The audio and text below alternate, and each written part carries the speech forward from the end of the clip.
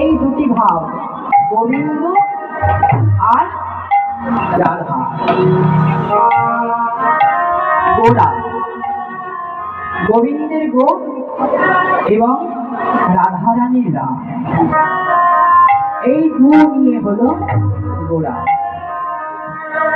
তাই শাস্ত্র বলছে রাধা কৃষ্ণ একই আত্মা, দুই দেহ ধরি, দুই দেহ ধরি অনন্য লীলা বিলাসের আস্বাদন করি।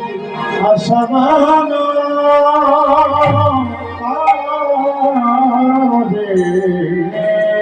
রাধা কৃষ্ণ ভিন্ন নয়, যিনি রাধা তিনি কৃষ্ণ। খালি শুধু দেহের পার্থক্য। কেন? লীলা বিলাস করবার জন্য তারা দুই রূপ ধারণ করেছে, আবার লীলা বিলাস করার জন্যই তারা দুই কোনো এক হয়ে গেছে। একদিন রাধারানী আর গোবিন্দ পাশাকে, পাশা বোঝেন তোমার? পাশা লুডুর মতন হয়, পাশা খেলে, পাশা খেলতে খেলতে এবার সব খেলায় তো হার জিত আছে। কি মা, সব খেলায় হার জিত আছে? সব খেলায় হার জিত আছে। সকিনীগণ বলছে যে পাশা খেলায় যে হেরে যাবে, রাধা গোবিন্দ তো, রাধা গোবিন্দ দুজনা পাশা খেলছে, দুইজন। রাধা গোবিন্দ পাশা খেলছে বৃন্দাবনে। তো তিনি বলছে, রাধারানী সব সখীগণ বলছে যে হেরে যাবে, পাশা খেলায় যে হেরে যাবে সে আরেকজনকে জড়িয়ে ধরবে। মানে যদি গোবিন্দ হেরে যায় তাহলে রাধারানীকে জড়িয়ে ধরবে, আর রাধারানী যদি হেরে যায় গোবিন্দকে জড়িয়ে ধরবে। তাই এবার শোনো মা, গোবিন্দ ভগবান সরৈশ্বর্য পূর্ণ ভগবান রাধারানীর কাছে কোনোদিনও জিততে পারে। কেন? দেখা গেল একটি ছেলে, একটি বাচ্চা ছেলে, শিশু, সে টিভিতে মারামারি খেলা দেখছে, বক্সিং খেলা দেখতে দেখতে তার খুব স্বাদ হলো। ও বাবা, আমি তোমার সাথে মারামারি খেলবো বাবা, আমার সাথে আসো বাবা, আসো। তখন বাবা কি করে? বাবাকে যখন ওই বাচ্চাটা মারে, বাবা কি বলে? হেরে গেলাম, হেরে গেলাম, হেরে গেলাম, হেরে গেলাম। আরে মারিস কেন বলে? বাবা কি শিশুটির কাছে হেরে যায়? না, বাবা যখন হেরে যায় সেই ভঙ্গিমা দেখে যখন শিশুটি আনন্দ পায়, তার থেকে কোটি কোটি গুণ আনন্দ সেই পিতা পায়। তদ্রূপ রাধারানীকে জয়কার দিলে, গোবিন্দকে জয়কার দিলে যত না আনন্দ হয়, রাধারানীকে জয়কার দিলে তার থেকে বেশি আনন্দ। রাধারানী কি? তাই যখন গোবিন্দ হেরে গেলেন, রাধারানীকে যখন জড়িয়ে ধরছে, এমন ভাবে রাধারানীকে জড়িয়ে ধরছে যেন রাধা গোবিন্দ মিলে গেল, একসঙ্গে দুই তনু এক হয়ে গেল। তাই সখীগণ বলছে, ও রাধে, রাধে রাধে, তুই গোবিন্দের সাথে মিশে যাচ্ছিস তো।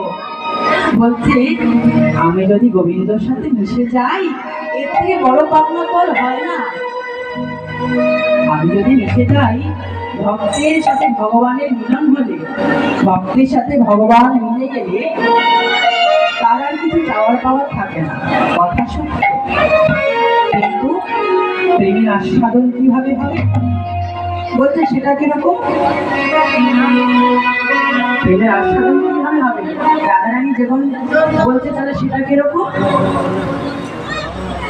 তখন বলছে, শোন, তুই যে গোবিন্দকে জড়িয়ে ধরে যে সুখ পাস, হা কৃষ্ণ বলে যে কেঁদে যে আনন্দ পাস, গোবিন্দ নাম শ্রবণ করে যে সুখ পাস, গোবিন্দের জন্য নিজের হাতে ফুল চয়ন করে, তুলসীপত্র চয়ন করে, মালা গেঁথে গোবিন্দকে পরিয়ে যে সুখ পাস,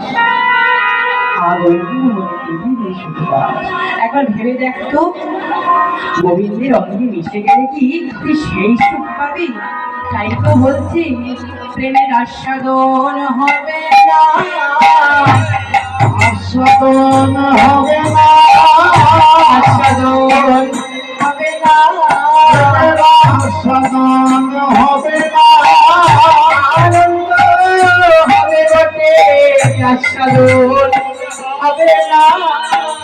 বলি অনন্ত হবে বটে সদন হবে না আনন্দ হবে বটে রাধে বৃন্দাবনেশ্বরী।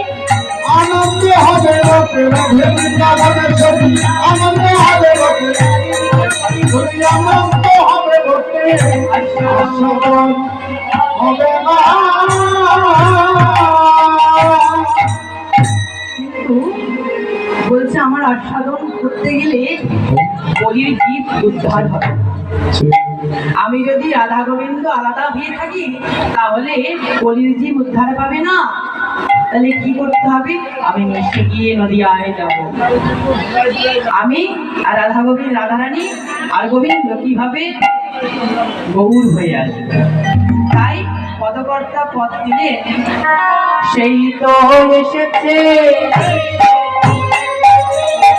সেই তো এসেছে, বলি সেই তো এসেছে এসেছে বৃন্দাবনের রাধাশ্যাম, সেই তো এসেছে ওই বৃন্দাবনের রাধাশ্যাম সেই তো এসেছে বৃন্দাবনের রাধাশ্যাম, সেই তো এসেছে বৃন্দাবনের রাধাশ্যাম সেই তো এসেছে ধন্য বলি যুগ ধন্য, সেই তো এসেছে ধন্য করি যুগ ধন্য সেই তো এসেছে